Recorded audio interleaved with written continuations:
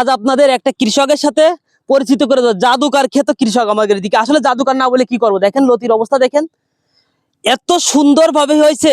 আর যে সে কথা বইলে আর বোঝানো যাবে না। আমরা কৃষকের সাথে যে স্প্রে ড্রামও আনছে দেখছি, এখানে মনে হয় স্প্রে করবে কিনা জানি না। কৃষকের সাথে একটু কথা বলেই যাই। এই যে এই সন্ধ্যার সময় ভাই এখন কি করছেন? ভাই এই একটু নিয়ে আসছি, কালকে লতি কাটবো তো, হ্যাঁ, এই জন্যতে মনে করেন যে আইসি বিকেলে যেটুকু পারি। এই মানে আলিগুড়াটা পরিষ্কার করার জন্য। এই যে এত লম্বা লম্বা লতি গেছে, কাটতেছেন না কেন?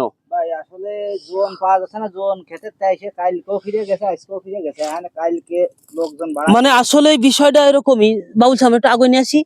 এ কাঠি আসলে কাছিটা যে কাটা যে অস্ত্রটা ঢুকাবে কোন জায়গাতে, মানে কোনটা কাটবে আর কোনটা রাখবে, ওই যে একটা গাছে দেখেন অবস্থা। মানে ওই একটা না, টোটাল এ টু জেড জমিটা, টোটাল জমিটাই কিন্তু একই অবস্থা। কাটবে কোথা থেকে? বা এই যে এখানে এই গাছটা রোপণ করা ছিল কি মাসে? এইটা তোমার মনে করেন যে পুরো ট্রিটমেন্টে আসা গেছে, মনে করেন যে তোমার পুষ মাসের দিকে, তাই তো? পুষ মাসে সব থেকে প্রথম সপ্তাহে, মানে পুষ মাসে ট্রিটমেন্ট দিলেই এই লতিটা ভালো ফলাফল পাওয়া যায়, তাই না? আর এটা রোপণ করা হচ্ছে আষাঢ় ও জ্যৈষ্ঠ মাসে, তাই তো? মানে বুলাকে যে ধান কাটা হয়, ধান কাটার পর পরে এটা রোপণ করা হয়, তাই তো? আর ওই সময় তো খুব বেশি একটা ফলন আসে না, কিন্তু এই সময় এত ফলন আসে যে কি বলবো। আর বাবুল ইটি ভিজে দেখো তো, আমার তো মনে করছে না যে বাড়ি যাবো এখান থেকে। কি একটা অবস্থা, একদম বিধিখিস্তি অবস্থা। মানে এ টু জেড যেই জায়গায় যাবেন সেই জায়গায় সেম, কোনো জায়গায় কম নেই, এইরকমই একটা বিষয়। আর কি বলবো, এই যে এই সাইডটা বাবুল একটু আগে নিয়ে আসি, কৃষক থাক, কৃষককে পরে দেওয়া মানে।